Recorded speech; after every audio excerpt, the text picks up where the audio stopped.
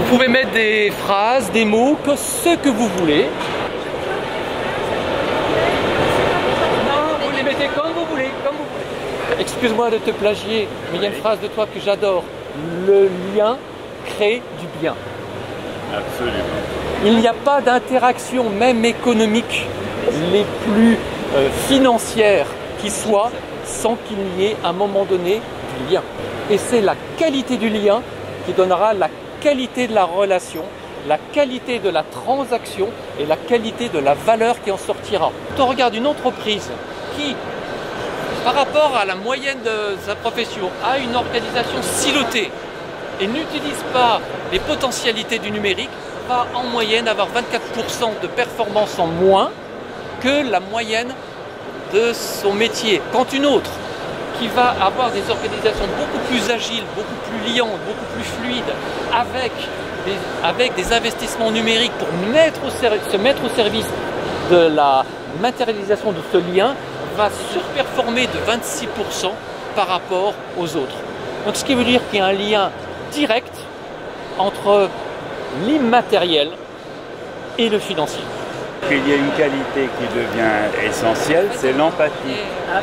L'empathie pour comprendre qu'est-ce qui fait valeur pour le client potentiel. Mais ensuite, une fois qu'on a compris le client potentiel, en fonction de ses valeurs propres à moi, je vais utiliser cette compréhension pour tromper mon client ou pour l'aider et pour construire une relation durable. C'est un choix éthique ensuite. Alors, dans une autre table ronde, il y a une phrase sur laquelle nous étions beaucoup revenus, souviens-toi André-Yves, c'était oui. Dans toute insatisfaction de marché, il y a une opportunité de business. C'est clairement ce que vous évoquez. On frise sur cette question le 100% d'accord de tout le monde.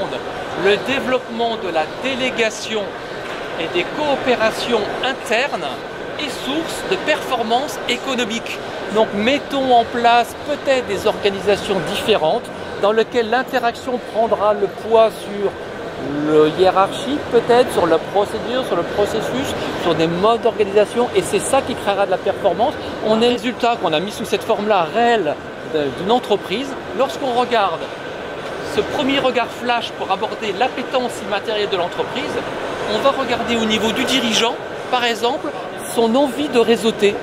Est-ce que la question est claire, c'est monsieur le dirigeant, on sort votre agenda et on ouvre votre agenda et on met un côté de stabilo bleu quand vous êtes en interne de l'entreprise, stabilo jaune quand vous êtes en externe de l'entreprise. Il y a combien de bleu, il y a combien de jaune?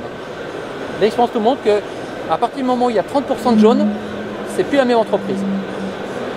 Ça veut dire que le patron peut être à l'extérieur, il a confiance de ce qui se passe parce qu'il a su mettre en place les délégations et les maîtrises. Ça veut dire qu'on est sur un management qui va dire allez, développons l'autonomie, développons la responsabilisation. Pour être responsabilisant, il faut donner droit à l'erreur. Pour donner le droit à l'erreur, il faut être bienveillant.